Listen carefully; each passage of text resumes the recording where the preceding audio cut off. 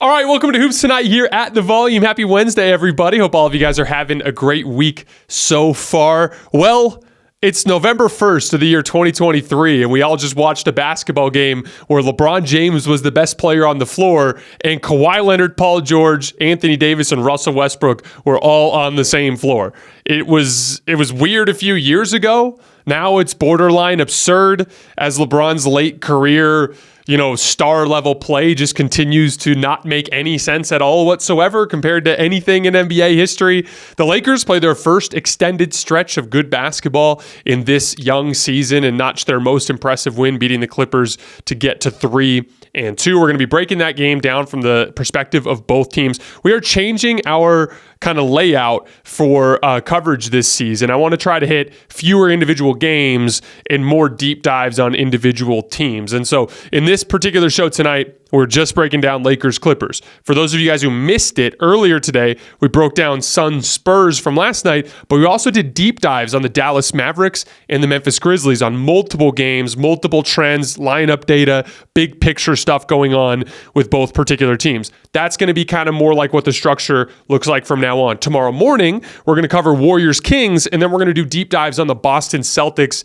and on the Milwaukee Bucks, another two teams that are having very interesting starts to their season. So that's going to be kind of like the structure of the show, at least if in the immediate future. So in this episode, just covering Lakers Clippers. Check out our feed for Mavericks, for Grizzlies. Don't forget about the Suns Spurs breakdown. And then tomorrow we're going to hit a bunch of other stuff from the Wednesday night slate. You guys know the drill. Before we get started, subscribe to our YouTube channel. This is our brand new YouTube channel. We're trying to get it off the ground. It would mean a lot to me if you guys would take a couple seconds, just scroll down and hit that subscribe button. Don't forget about our social media feeds, TikTok, Instagram, Twitter. It's where I'm doing video breakdowns and show announcements. I do extensive video breakdowns every morning on my Twitter feed. So that's a good spot to be if you want to see more visual representations. Don't forget about our podcast feed, wherever you get your podcasts under Hoops Tonight.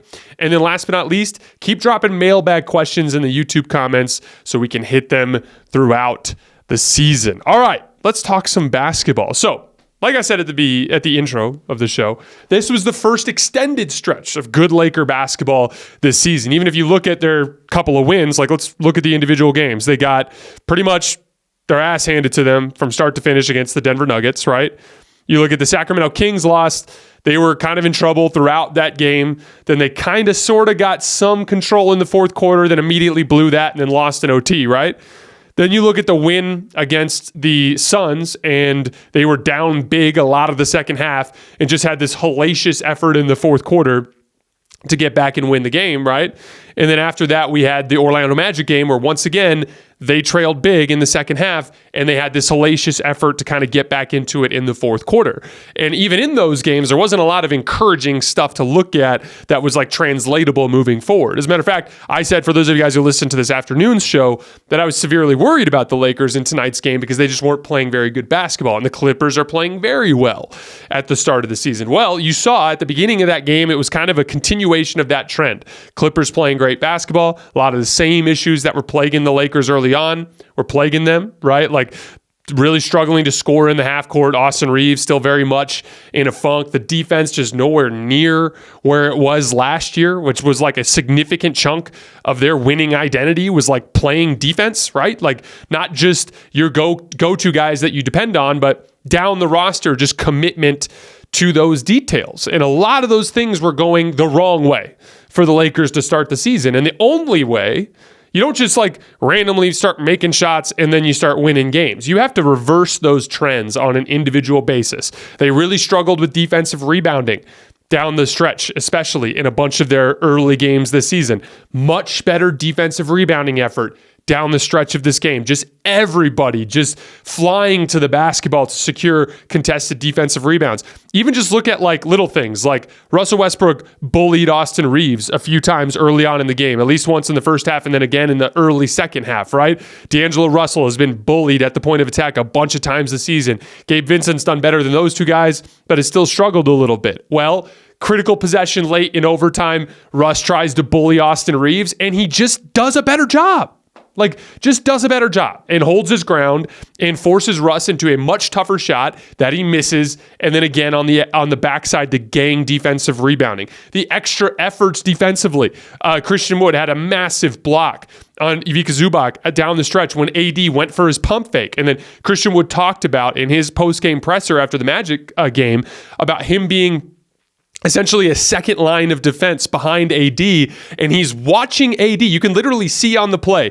Christian Wood sees the pump fake, looks at AD, sees AD jump, stays down, waits for the second one, then goes up and gets it. We talked a lot in this offseason about over-the-top shot making. You need guys to make shots at the end of basketball games, and you got none of that out of LeBron and AD last year. What did you get out of LeBron tonight? Reliable, over-the-top shot making in the half court, over contests, beating PJ Tucker for a pull-up jump shot, beating Ivica Zubac on a switch with a pull-up three. He hit two other tough kind of like semi-transition pull-up jump shots around the foul line. You can tell LeBron James feels more comfortable with his pull-up jump shot at this exact point in time than he had probably all of last season, which is crazy to say. There was no extended stretch of LeBron reliably knocking down jump shots last season. And again, it's one game, but in terms of the body language and the timing and the level of defense, for him to be making those shots, that's super encouraging. That specifically is a ceiling raiser for this team. That was one of the huge things that held them back last year. Early in the season, Austin Reeves was giving you absolutely nothing. A lot of different things going south for him. I mean, he's clearly just in a slump, right? But one of the worst slumps I've seen from a player. Like, he was struggling to impact winning in any of the ways that he usually does, right? What happens in that second half, starting in that third quarter, gets a little bit of a heater, right? Hits 2 or 3 shots in a row, makes a couple of plays. Suddenly, when they need him in overtime to take over the offense, he's confident and ready to go in that situation. Again, like, Austin Reeves is the third best player on this Lakers team. He's arguably their best pick and roll shot creator. This is not the first time they've relied on him down the stretch to close out a big game. They did that against the Grizzlies in the first round of the playoffs last year. He just is he's the best player on the Lakers at working downhill in pick and roll and finding those little spots in the mid-range to generate his own shot. He can knock down those shots. He can get to the foul line. He can make the reads from there. He made a huge read in pick and roll to Cam Reddish in the right corner for a wide open three down the stretch. So, like, again, all of these trends turning is what made the team play better. LeBron James' late game shot making was an issue in the entire last season, a little bit of an issue to start this season, right? Then outside of a few clutch jump shots, in the fourth quarter, he struggled to knock down jump shots, right? Then we get into this game, the pull-up jump shots going in, right? Austin Reeves struggling to start the season. Austin Reeves gets his mojo back. Suddenly the Lakers look like a more dynamic offense, right? And then the defense, this is the hugest part of it. Like, when it comes to the Lakers, their identity is defense. There's a lot of talk about the offense coming into the season, and I certainly expected it to be better than it was. There's no doubt. This is a team that should at the very least be a good offense, right? But this is a team whose best trait is what they can do on the defensive end of the floor when LeBron James is engaged, when Anthony Davis is engaged. This is the third time in a row where when they've closed with Christian Wood, they've looked excellent defensively down the stretch and been able to pull out a win.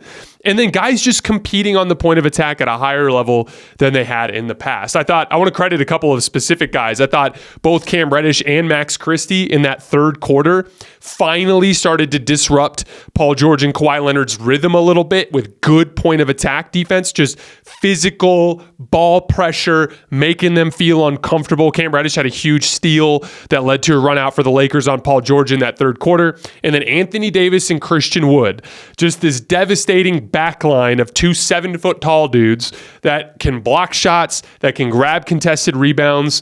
They were the ones who turned the game around. Obviously, LeBron James carries you home in the fourth quarter, then they blow the lead late, right? But then Austin Reeves carries you in OT. But it was the defense that got you back into the game. They allowed 24 points in that third quarter. There are a bunch of key possessions where even Anthony Davis and Christian Wood switched on to Kawhi Leonard and got stops. They were able to push out in transition off of those stops. That's their formula.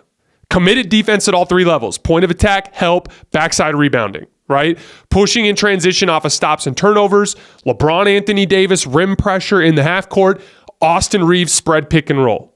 If it were up to me, especially in those lineups where AR and D'Lo are on the floor together, let Austin run the show. Get D'Lo off the ball. He's just a little bit more steady of a playmaker in that specific position. It slots everybody properly. The Lakers are just better when they run through LeBron, Anthony Davis, and Austin Reeves. But make no mistake, it's got to start on the defensive end of the floor. A lot of encouraging stuff there. I was literally thinking during the game, going into the game in the first quarter, I felt like the Lakers didn't have much chance at all to win that game. I didn't think they were playing well enough. But what was funny was I felt the exact opposite going into overtime, right? So Paul George is incredible. He had 4 impossible pull-up threes that he made in the fourth quarter. Every single one of them was well defended by the Lakers. All of them go in. Huge part of why they had a chance to win that game. They had a driving and one on Anthony Davis as well. Paul George was just absolutely incredible. But I remember thinking going into the overtime, Lakers got a good chance to win this game. Why? Because what is replicable about a slow-down half-court environment for both teams? The Lakers were getting great shots every time down the floor out of shot creation by LeBron James and LeBron James and Austin Reeves, and then Anthony Davis's ability to get a switch, run down to the block, call for the basketball, and either get a bucket or draw a foul, right? So, they were just getting better shots. Down on the other end of the floor, the Clippers were getting nothing aside from Paul George making impossible pull-up threes. And so if I get 5 minutes of slow down half-court possessions, I feel better about the team that's getting the better shots in that particular situation. Now, they still had themselves a chance thanks to a step-back three from Kawhi Leonard and one in the lane where he got fouled by Anthony Davis, but he's Kawhi Leonard. He's going to do that sometimes, right? But I thought the Lakers kind of recaptured a bunch of their specific identity. Win or lose in this game, even if, let's say, Paul George makes all 3 free throws, they go to OT and the Clippers win, I would still feel a lot better about what this Lakers team is doing right now after that than I would in that first half. A bunch of key trends reversed. That looked a lot more like the Lakers that we saw for the entire tail end of the regular season last year and the playoffs. Like I said at the beginning of the season, sometimes basketball teams just play bad basketball. And the Lakers were playing bad basketball to start the season. They played good basketball in the second half and in overtime against the Clippers. If they continue to play like that, they're going to win a lot of games in this regular season. NBA fans, the wait is over. Basketball is back, and DraftKings Sportsbook, an official sports betting partner of the NBA, is celebrating with an unbeatable offer. New customers can score $200 instantly in bonus bets for throwing down $5 on the NBA. Win or lose, it doesn't matter. You'll start the season with an instant dub. And with DraftKings parlays, everyone's got a shot at an even bigger basketball win. String together multiple bets from the same game or build your parlay across multiple games for a shot at making your payday even sweeter. Basketball's more fun when you're in on the action. Download the DraftKings Sportsbook app now and use code HOOPS. That's HOOPS. New customers can get $200 in bonus bets instantly for betting just $5. Only on DraftKings Sportsbook with code HOOPS. The crown is yours. For a limited time, Verizon customers can get Netflix and NFL Plus for just $25 a month. It's called Plus Play. That's $120 in annual savings. Plus Play is a platform where Verizon customers can shop, manage, and save on the subscriptions that you already love, right? Like Netflix and NFL Plus. With NFL Plus Premium, you get access to live games on mobile, my fave, NFL Red Zone, NFL Network, and more. Just go to Verizon.com/plusplay. Verizon.com/plusplay to save on Netflix and NFL Plus today for a limited time only now. Limited time only.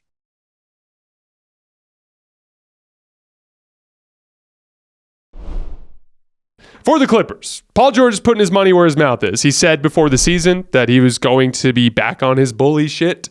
And I thought he played extremely well in this game. The pull-up shooting with Paul George, it's always like a give and a take, because what drives me crazy with this particular Clippers team watching them is they almost entirely rely on tough pull-up jump shooting. And again, what do I always say about this kind of stuff? I said the same thing about the Suns. I like tough pull-up jump shooting because it's such a great ceiling raiser. But if it is your bread and butter, you are susceptible to cold stretches. Right? Like Kawhi Leonard got a couple of pull-up threes in OT as well. Right? And then a wide open catch and shoot three in the left corner. And it's like, maybe they go in, maybe they don't. If they go in, different game, right? But juxtapose that with the type of shots the Lakers were getting closer to the rim in OT, pushing down their throats in transition in OT. Like the Lakers look at LeBron James shot making as a supplementary thing to their rim pressure offense, right? They look at Austin Reeves hitting the occasional tough jump shot and pick and roll as a supplementary thing to their rim pressure offense, right? If you rely entirely on pull-up jump shooting, there's just too much variance there. This is where I like the James Harden fit, because if you take what Paul George did tonight and you couple that with quality half-court offense, say for instance, James Harden does exactly what he did with Joel Embiid, but with Kawhi Leonard, okay? Set him up on the left wing, have Kawhi Leonard set up a hard ball screen, have James Harden work downhill towards the right, and set Kawhi Leonard up with catch ISOs at the elbow or at the top of the key in pick and pop situations. Have a defender closing out on him and just have Kawhi Leonard work with an advantage all game long. Like, or if you have to put some big, strong defender on Kawhi and he switches on to James Harden, he can hit him with a dribble move, get the defense into rotation that way. James Harden specializes at getting the defense in rotation. Paul George and Kawhi Leonard specialize on hitting over-the-top jump shots. Russell Westbrook also specializes at getting the defense in rotation, but there comes a lot of baggage with that, right? You have two bizarre a fourth quarter driving transition attempts where he turned the ball over. The Lakers were ignoring him off the ball throughout the fourth quarter, which continued to kind of mess things up for them offensively. I'm sure Lakers fans, it felt probably pretty cathartic to be on the other side of those Russell Westbrook late game snafus. But again, like that's kind of the thing here. Russell Westbrook gets you into rotation, but comes with all of this downside, right? James Harden, at least within the context of the regular season, is a much more steady version of what Russell Westbrook brings in the half court in terms of getting the ball moving and the defense in rotation. It looks different. With Russ, it's more just brute force downhill, right? With James Harden, it's methodical. It's about body position. It's leveraging the defender to lean the wrong way in a ball screen so that he can get downhill. James is excellent at setting up his man for ball screen. James is a great pull-up jump shooter in the regular season, consistently right around 55% in effective field goal percentage. Like, he's just a better version of that. And that's kind of the way I see the formula in the big picture. Like when James Harden was unavailable to play, Terrence Mann was out, they had to lean a lot on Norman Powell and Russell Westbrook down the stretch of this game. There's a different version of this where it's going to be James Harden and Terrence Mann with Kawhi Leonard, Paul George, and Ivica Zubac, right? That's going to be a more functional two-way lineup on both ends of the floor with their ability to set Kawhi Leonard and Paul George up with better offensive opportunities, and then on the just a more steady overall approach from the standpoint of decision-making, right? Russ is going to have his opportunities in the loose portions of the game. Now, again, it's going to be a similar type of challenge to what he had with the Lakers. James Harden is a little bit redundant with him. He's going to have to work off the ball more. He's going to have fewer touches, fewer minutes. So it's going to be a challenge for Russ, but he does seem happier and he does seem to be a better fit with the Clippers locker room. I've talked to some people who have told me that like Russell Westbrook just in general jives better with the Clippers in terms of his overall vibe and the vibe of that locker room. So like it's going to be fine, but he's going to have to make an adjustment when James Harden comes into the picture. It was one of those games where like I feel better about both teams after watching. Because Paul George looks better than he has in a couple years. Kawhi Leonard looks fantastic. He definitely lost his legs a little bit in the second half. That's typical tail end of a back-to-back, right? And the pull-up jump shot coming up short in a lot of cases. That's to be expected. But I felt better about the Clippers because Paul George is incredible. James Harden's going to organize them on offense at a higher level. Terrence Mann is going to be able to bring some of that like physical force that Russell Westbrook does in that lineup, in that off-ball role. They've got options. They've got depth. I maybe not as much depth as they did before the trade, but I like the position that the Clippers are in right now. All right, guys, that is all I have for tonight. We're going to be back tomorrow with a breakdown of the Kings and the Warriors and Klay Thompson's game winner. And then we're going to do deep dives on the Celtics and the Bucks. As always, I appreciate you guys for supporting the show, and I will see you tomorrow.